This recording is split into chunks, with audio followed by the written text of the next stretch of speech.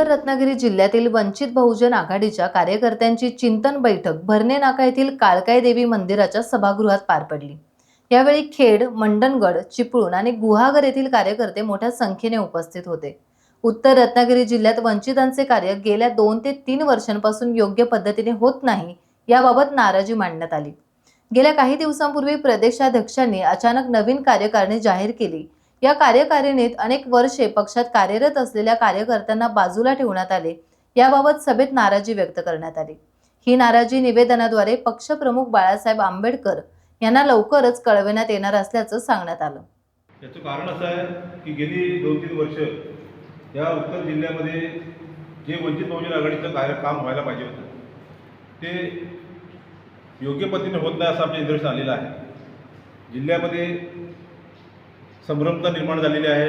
कार्यकर्ता विचारधीन आहे की जे जिल्ह्यामध्ये वंचित बहुजन आघाडीचं काम व्हायला पाहिजे तशा पण होत नाही। तालुका संघटना असताना अचानक तालुका संघटनांच्या कार्यकर्त्यांची बदल केले जातात।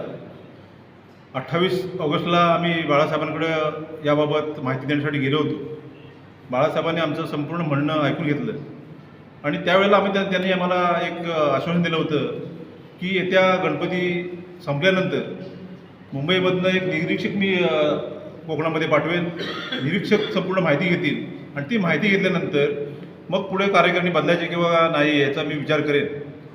असं असताना 4 सप्टेंबर 2024 रोजी प्रदेशाध्यक्ष रेखाताई ठाकूर यांच्या सहीने उत्तर जिल्ह्याची, त्याचप्रमाणे दक्षिण जिल्ह्याची, आमच्या खेड तालुक्याची, दापोली तालुक्याची, गुहागर तालुक्याची कार्यकारिणी बदलली गेली।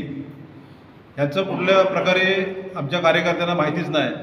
ज्या वेळेला वंचित बहुजन आघाडी कोकण विभाग किंवा तालुका व्हॉट्सअपवर आम्हाला ते कळलं तेव्हा आम्ही सगळेच अचंबित झालो की 6-6 महिने झाले नाहीत तर कार्यकारिणी बदलल्या कशा। त्यासाठी सर्व कार्यकर्त्यांनी एक विचार केला।